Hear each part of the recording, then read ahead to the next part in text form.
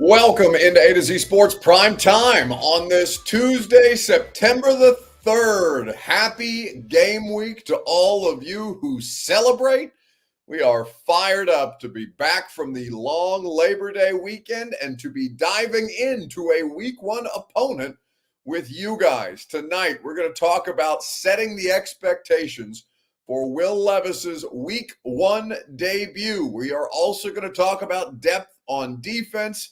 And a gone viral video is how the proceedings will conclude. There are a lot of different things that Brian Callahan had to say yesterday at his press conference. Obviously, we've had a few more days to resonate on those things and to dive into exactly what the most important stuff the head coach had to say ahead of his first actual NFL game, first regular season game, of which he said he had more butterflies than he expected, talking about Brian Callahan. So we'll get into Will Levis and that side of things and pivot to defense, like I mentioned, and we'll all enjoy these things together because it's football, baby. It's back. There's a crispness to the air. It's no longer 9,000 degrees outside in Middle Tennessee. If you're here, you know it.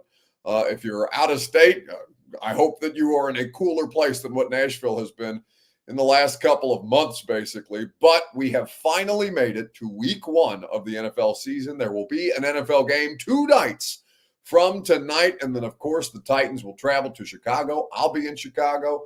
I'm pretty sure Sam is going to be in Chicago. That would make a lot of sense because that's where Sam's from. So we will have a lot of good coverage for you from A to Z Sports, and we will look forward to that. But in the meantime, we're going to talk about this game and get you ready and set expectations for Will Levis in his week one debut. It's not an NFL debut, but his week one debut as undisputed Titans starter for the foreseeable future and what all that entails under a new head coach.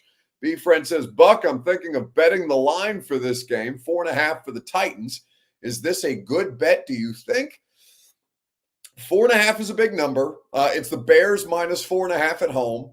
I am inclined to always, look at a point spread bigger than 3 in the NFL and want to take the points in that situation. But, I don't gamble on the NFL. So I would probably leave it up to your discretion. I would wait before I place my bets, though, to see who is officially in and out of this game because DeAndre Hopkins, Jamal Adams, those guys are probably going to be questionable when the first injury report comes out tomorrow. And I would probably want a little more clarity, at least on the Hopkins side of things, before I put any money down on one side or the other. Let's go ahead and get into it because a lot of you guys have questions, comments, concerns, because it's football season. You want to talk football, so let's do it. Welcome into A to Z Sports Prime Time from the Zen Sports Studios. I'm your host, Buck Rising. I'm proud, as always, to be presented to you by the wonderful people at Zen Sports. Download the app, plug in the promo code ATOZTN. Get up to $100 on your no danger first wager at Zen Sports. Two Rivers Ford in Mount Juliet, the South's most trusted Ford dealer. Go to Two Rivers Ford in Mount Juliet, as I said, or online at tworiversford.com. And TrueMav Fitness, your first workout is free as a Middle Tennessee resident. No workout ever recycled or repeated at TrueMavFitness.com. They are there to help you reach your fitness goals. Will Levis is here to try and help you reach your football goals. That is, of course, what this entire offseason has been about. Think about it. The last 6 months, what have we talked about? We have talked exhaustively about Calvin Ridley, Lloyd Cushenberry, Brian Callahan, Bill Callahan, J.C. Latham, all the different things, at least on the offensive side of the football, that have been brought in to supplement this quarterback and to help him achieve. Now, what do we know about Will Levis? After 6 starts in the NFL last year, 9 starts in the NFL last year, a 3-6 record in those 9 games, playing on a much, much worse football team. Well, we know that too often it was either not getting completed or going 50 yards through the air. There was really no in between. His yards per completion last year was 12, which is outrageous. He needs to have he can manage a few less yards per completion if he's being a more efficient version of Will Levis, which is, of course, what Brian Callahan is here to do. We know that Calvin Ridley, DeAndre Hopkins, Tyler Boyd are a really nice collection of wide receivers. That's probably the best 1 through 3 wide receiver set that you have had heading into 26 seasons. This will be the 26th season of Tennessee Titans football. In the Titans era, it's probably the best 1 through 3 that you've had. You've got depth at several positions, which is a lovely thing to experience after, 1, not having good talent on your roster to begin with, and 2, not having depth to supplement that bad talent that you had on your roster. The cupboard has been bare for at least the past 2 seasons. You've regenerated a lot of that, not all of it, but you are at least a meaningfully competitive football team, and now you get to see it in real time. So how much further beyond meaningfully competitive? And what I say when I mean meaningfully competitive is I think this team is good enough to be in the hunt for a playoff spot. I don't know if they're going to make the playoffs. We'll talk about, we have talked a little bit about where I think they'll finish in the AFC South. You know that I picked them 3rd in the AFC South when we did that show last week.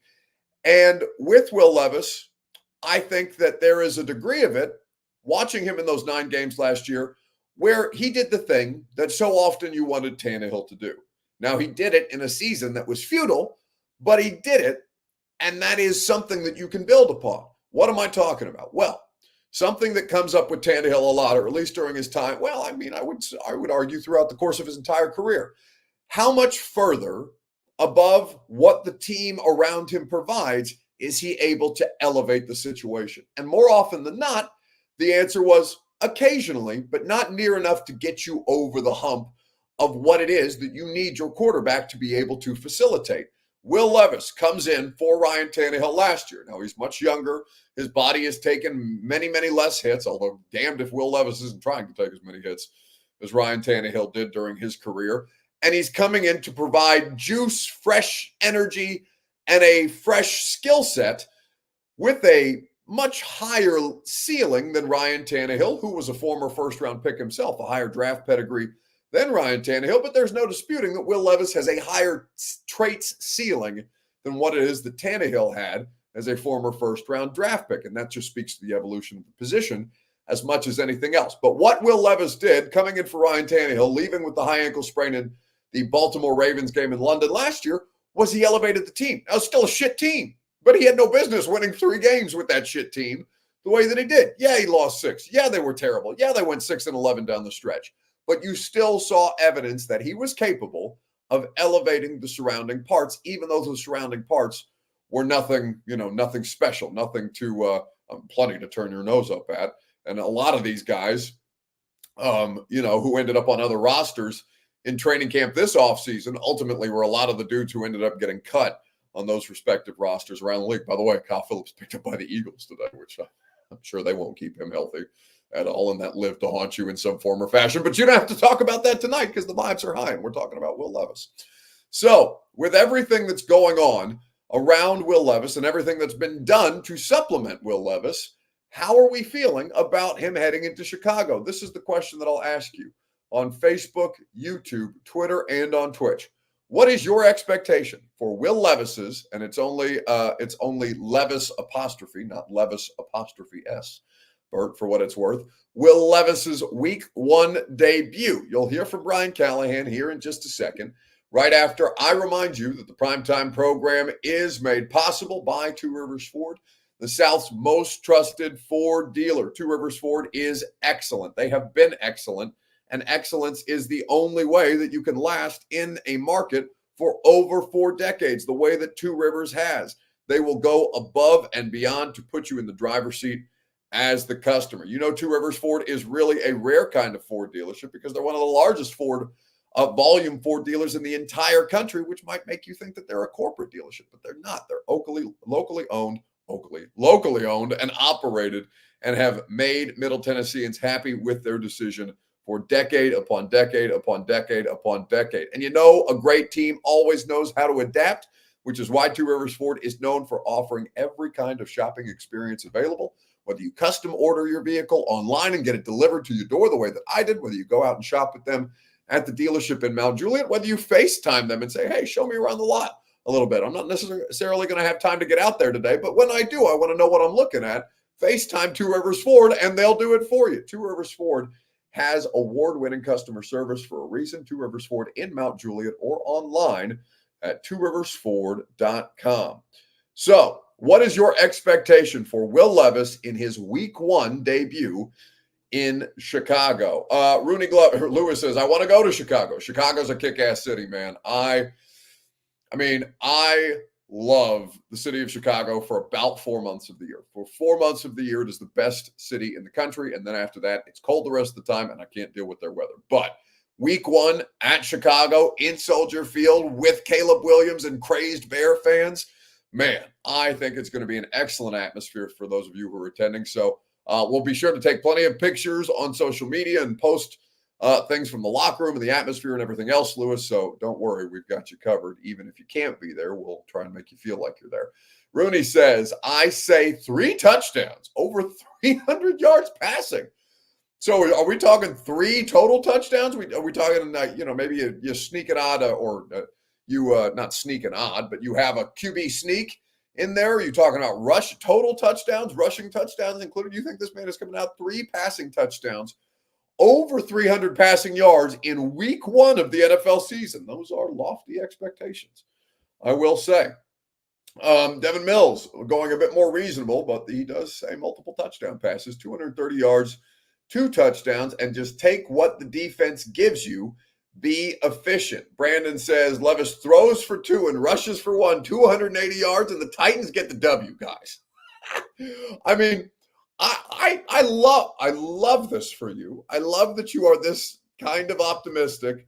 But that seems, maybe I'm the one who's eating crow when we do the primetime show from Chicago on Sunday night. Maybe I'm the one who's way too low on the situation. But I mean, to say that he's going to come out there guns blazing, he did it in his season debut, so perhaps it is not completely unthinkable, but it would be pretty crazy to me if Will Levis came out in week 1 with multiple passing touchdowns in a new offense with all manner of new players around him, and, slinging it that way, especially the kind of yardage totals that you're talking about. Will Levis had 2 games in 2023 where he threw multiple touchdown passes. His debut against Atlanta, and he threw 2 touchdown passes in the loss against Jacksonville. It was a 34-14 loss, and those touchdowns in week 10, they felt a bit like garbage time touchdowns. So Will Levis has only thrown touchdowns, multiple touchdowns, in a game of consequence, in a game that you actually had a chance to win, 1 time, because the Jags game was, of course, a blowout, and you understand how they were trying to chase and get back in that, and that the box score does not necessarily lend itself to on the field success. 250 yards, says Jack Ripper, 1 interception. Jonathan Ertl says 21 of 29, a very high completion percentage. 289, 2 touchdowns, 5 rushes for 37 yards. Titans win 30-20. Man, you guys think there's going to be points, going to be yards? Doesn't sound like there's going to be a lot of defense in this game. Josh Parnell says, we need you to be optimistic and jump on the Titan train, Buck. Ooh. Not in week 1. You're going to need to make a believer out of me. I don't think that's unfair because I've covered a lot of bad football. I've seen a lot of week 1s. I've seen a lot of week 1s that don't matter, whether that's good, bad, or indifferent to what the rest of the season ends up being. So it's talk to me in October, and then I'll tell you how optimistic or pessimistic I am about your football team. But I want to see at least 4 games to come up with a representative sample size of what the offense looks like, how consistent Levis is, how consistent the pieces around him are, and what the defense is actually going to be able to do, because the defense is kind of the biggest variable of all of this.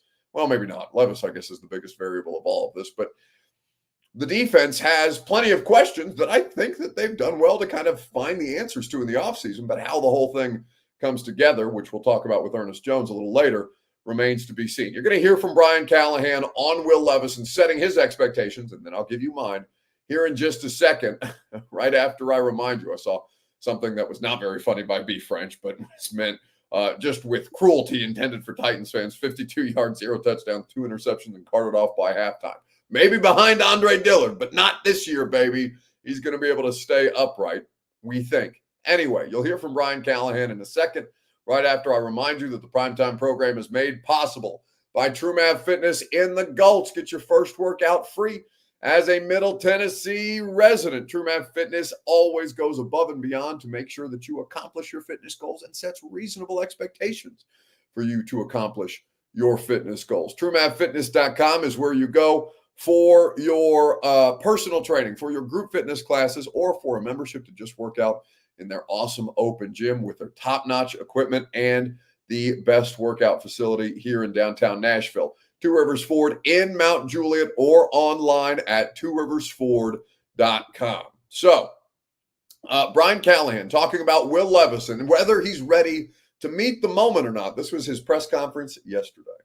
You brought up Will's demeanor. Just these last couple of weeks as the season's gotten closer, have you seen his intensity dial up a little bit, or is he kind of staying steady?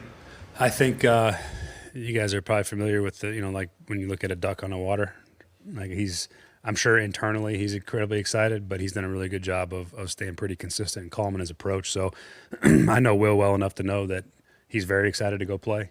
But the key part of that too is managing those emotions, and that's both in the excitement and when things go wrong, is being able to stay consistent enough so you can bounce back or continue on from a good play or a bad play, sort of in the same manner. And so he's really improved in that regard. I think when you just watch him talk to people and you watch his interactions with people, he's a much more confident, calm, collected presence than maybe he's been.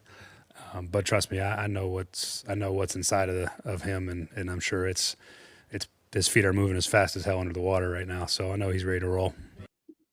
So that's Brian Callahan speaking about Will Levis and where he is at this moment in time. And you've seen that from Will, right? He's much more measured at press conferences. He's trying to be more in control of his emotions and in his decision making, which of course is impacted in the game. He doesn't make great decisions all the time. That's something that they're trying to hone, trying to fine tune, right? There is a degree of variance to his game that you're trying to limit, we'll say, because he has the ability to be, I'm not going to say special, but he has the ability to be a top half of the league starting NFL quarterback. I genuinely do believe that. I would buy low on the Will Levis stock heading into the season, because I do think, not just because of him, because I do think that the Brian Callahan thing matters. I think the Bill Callahan thing matters a lot. And I think that they've done enough to put him in a position to succeed beyond what he was capable of doing last year. So there is legitimate support from the coaching staff in ways that are meaningful, with a very quarterback-specific staff, and from the roster that they have done well to retool in this offseason and really tear down to the studs more than just kind of retool and tinker with. What are my expectations of Will Levis? I think that Will Levis is going to come out there and try and manage the situation. I think that they are going to lean heavily on their running game. I think that Will Levis is going to complete, and I don't know how many passes he'll attempt, but I'll say that Levis is going to have just shy of a 70% completion, or is going to complete just shy of 70% of his passes. I'll put him at 69 and change. We'll see what that looks like. I don't think that he's going to throw a passing touchdown. I think there's going to be rushing touchdowns in this game. I think that he is going to do his best to matriculate the ball down the field, even though when people say matriculate the ball down the field, it's not necessarily the best use of the word matriculate, but it's one that we use pretty commonly in NFL discussions. I think that he is going to prioritize efficiency over the flash that some of you guys are looking for here. I don't think he needs to have gaudy touchdown numbers. If he throws one passing touchdown and he doesn't throw a pick, success. If he, throws for 210 yards instead of 300 plus, the way that you guys were saying, but he manages the game well, success. If they are in control of the situation, if they run the air out of the ball, because this is an offense that's going to run the football. I think that a lot of people are just assuming, or just kind of resign the idea to, oh, Derrick Henry's gone, we're passing 40 times a game now. No. That's not what this offense is. If you watch Cincinnati and see what they did with Joe Mixon's a volume ball carrier. I think that Tony Pollard is going to get a pretty considerable workload on Sunday up north. And I think ultimately that you are prioritizing, that I would prefer to see efficiency over flash from Will Levis. I don't need him to go out there and try and win the game himself. I need him to do enough to make sure that they experience success as a team, and he does not put them in position to potentially jeopardize that. Picks inside your own 20-yard line that a defensive lineman from Miami is running back, and all of a sudden you're diving at him to try and stop him from getting the end zone to prevent a pick six. You ultimately don't. You hit the defensive lineman, you bounce off of him, you end up in a heap of yourself, and the lineman scores the touchdown anyway, like the Dolphins game, right? Make good decisions. Put your team in position to have success by nature of your decision-making. Take the easy answers to the test that the offense provides to you. That, to me, is preferable to flash and, big numbers, high passing yardage totals, volume touchdown, multiple touchdowns. I just want to see them do the thing. I want to see them stay ahead of the sticks. I want to see them not mess around and find out with penalties on the offensive line, pre-snap penalties that are going to put them in 3rd and 6+ situations, the way that last year's offensive line did. And I want to see Levis continue to do what he's done in the preseason, which is kind of be boring. Like, be a little boring, make the plays that are there for you to make, because I thought he did well with that, especially in the screen game, the play action game against the Saints. Like the balance that they had there, like the different looks that they had there. And I know that they're going to further expand the playbook once they get into regular season play, because they won't be trying to, hide things in the preseason like they were. So ultimately, I think Brandon Bottom says, Buck, 280 yards is 70 yards a quarter. I think that's doable. Sure, anything is doable, theoretically. Doable versus what you want to see from him, what you realistically should expect from him. That can be your expectation. My bar is a lot lower for a quarterback that went 3-6 and looked like he was, like that duck with his feet below the water, paddling his ass off and trying to remain calm above the surface. I want to see him be able to get through a game calmly, relatively cleanly, and make good decisions while doing it. I don't need all the statistical box score stuffing stuff that's going to make you feel better maybe about your quarterback situation than you actually should. The 4 touchdowns against Atlanta is great, right? Doing it in the Oilers uniforms is excellent. Making it your NFL debut, that's a weird way to say debut, is something that only, I want to say 3 other, if maybe only 2 other NFL quarterbacks, if I remember correctly, Marcus Mariota being one of them. There's only a handful of NFL quarterbacks that have ever done in their first game what Will Levis did. And I don't care anymore about the first game, because he played 8 other games after that, and I saw a bunch of up and down shit that I'd like to see eliminated in game 1. So that's my perspective on how this thing, on what I want to see from him, what my expectations for him are. And I think if he exceeds that, great. And then we can talk about it on Sunday night from Soldier Field. Kazuma on YouTube says, if local media are down on this team, then no wonder everybody else is. Almost like they forgot we improved a whole bunch.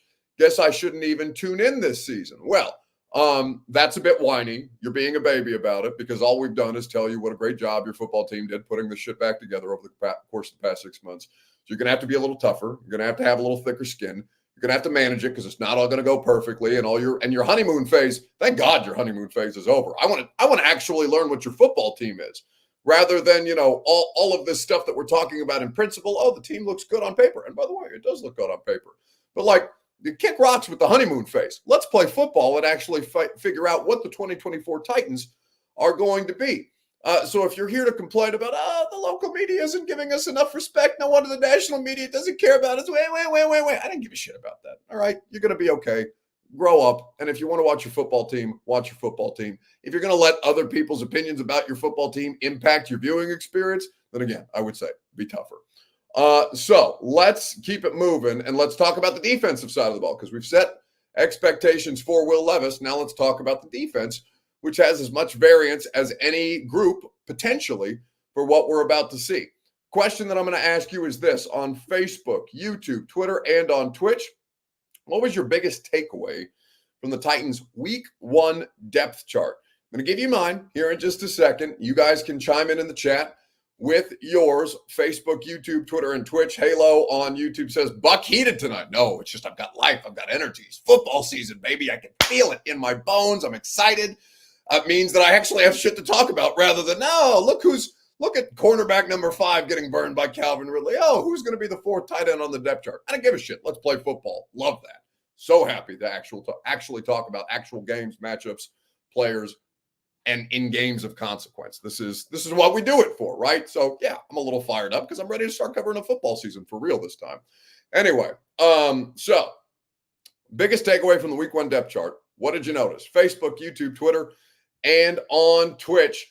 In the comment section, Kazuma says, crying again. We're going to move on from this because we're giving too much oxygen to it. Says the guy who has us as 3rd in the division by year's end. Guess what? You finished 4th. If you're 3rd, you're doing. I just held up 4, trying to indicate 3. Bad math by me. If you finished 3rd, that means you did better than you did last year. You're not going to win the Super Bowl in just one offseason. Calm down, quit your bitching, and hang on because your season hasn't even started yet. And you're already whining. I can't stand that. Cannot stand that. Anyway.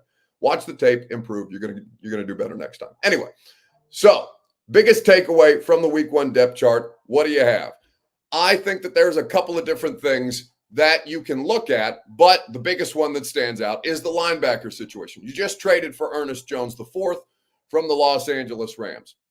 You have a situation where Jack Gibbons and Kenneth Murray are slated as your week 1 starters. So Ernest Jones is here. How soon can he take over? Titans fans want to know, how quickly can I get Jack Gibbons off the field? And it's not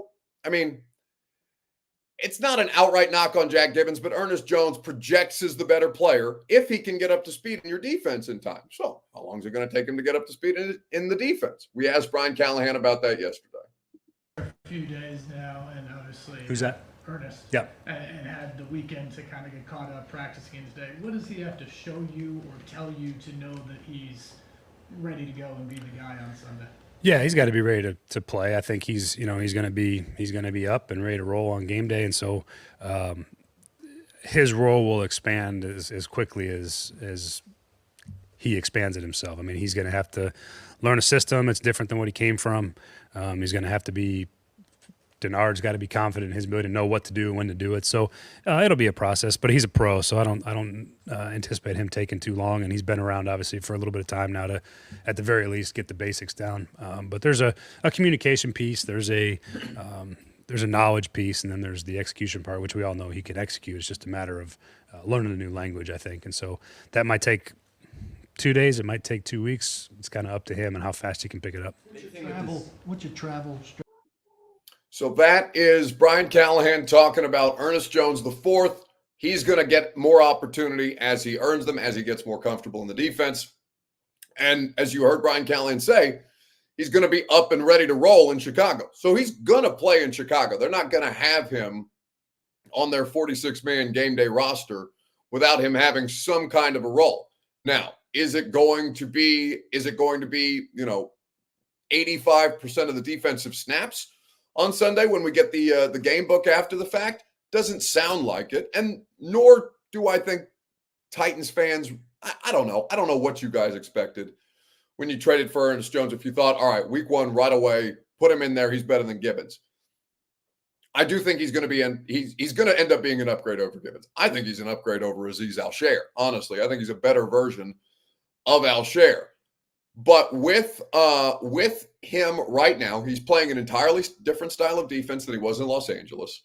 He's working with a new coaching staff, new terminology, and he just got here about a week ago. So I think that if he plays 30% of the defensive snaps, that would be a fair amount on Sunday. And I have to imagine that they're going to have a couple of different packages, a couple of different looks, depending on game situation, down and distance, what have you, pressure packages and things like that, because he is an excellent rusher.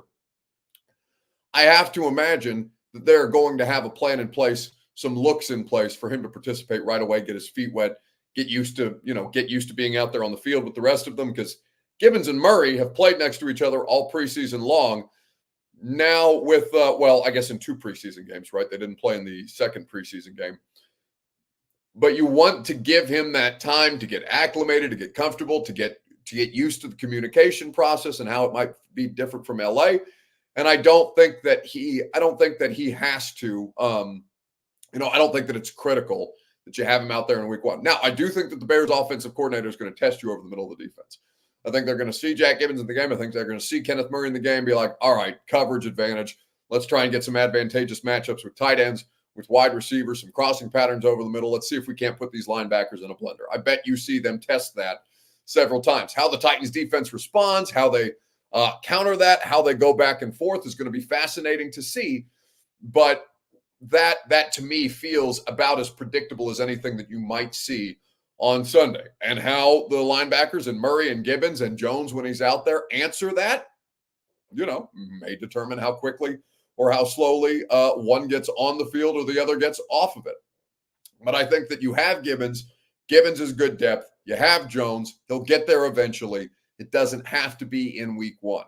Corey Smith says, doesn't he have prior work under the DC? No.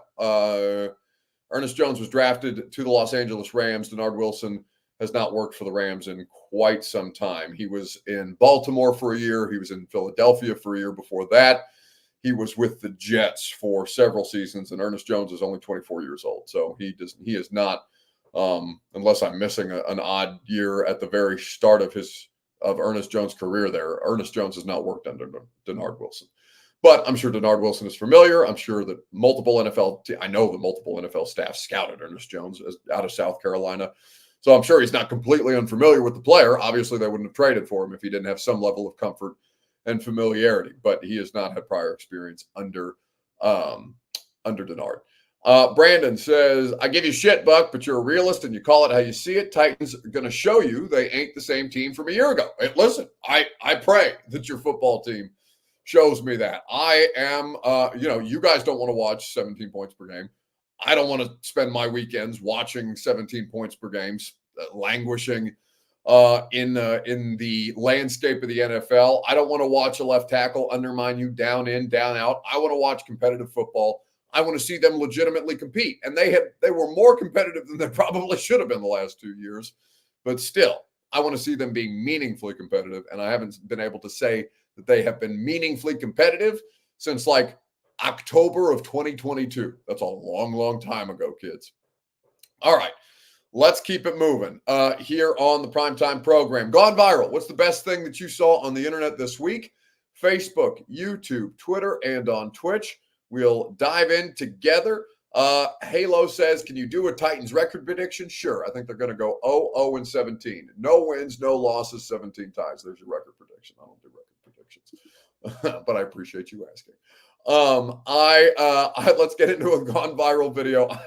I'm not personally attacking you, Halo. It's just been a thing for me for a long time. I have no idea what's going to happen in these games. And I never thought wasting oxygen on record predictions was a productive exercise, but perhaps I need to readjust my position on that because I understand why people do them because they're fun. 0-17. So what is the best thing that you saw on the internet this week? There's a bunch of good shit that was on the internet this week. What was the best thing that you saw? Facebook, YouTube, Twitter, and on Twitch. We'll discuss at length together right after I remind you that the Primetime program is made possible by the Ashton Real Estate Group of RE/MAX Advantage. Don't sell without the intel that only the Ashton team can provide. GaryAshton.com will go above and beyond to help you with your real estate needs. Don't sell without that intel. The official real estate agent of the Nashville Predators is GaryAshton.com. Okay, so best thing that I saw on the internet this week, there's been a handful of things, but the video that Bert brings to us tonight, I think you're genuinely going to enjoy. Welcome to Applebee's. Can I interest you in America's favorite boneless wings for just 50 cents each? I have the 50-cent bone. Cover your mouth. They could steal your order. I'll have the 50-cent boneless wings. I'll have the same. Perfect. They'll never see it coming. It's Dan Campbell, head coach of the Detroit Lions, in an Applebee's commercial. It's hilarious. I don't think it's as good as the Nick Saban Verbo commercial. There's some pretty good nominees out there. You could nominate Brian Kelly slamming his fist on the desk in fake outrage after losing a Week 1 game to Lincoln Riley and USC. You could take Billy Napier, also a loser this weekend, making fun of Florida fans in their basement, even though he does not seem to realize that people in Florida don't have basements in their home. So it's a ridiculous comment that he's made. There's a million different things that you could pull from, and that just means that football is back and the vibes are high and morale is through the roof. We love to see it. Jacob Westerman says the best thing I saw this week is inappropriate for YouTube. Well, that's concerning, and I hope that it's legal. But either way, I appreciate you leaving us out of it this evening, Jacob. And that is going to do it for us tonight. Prime time tomorrow, of course, radio show 10 to 1 on 104.5 The Zone. We'll have Brian Callahan's press conference at noon. I'll head down to practice after that. It will be a great time.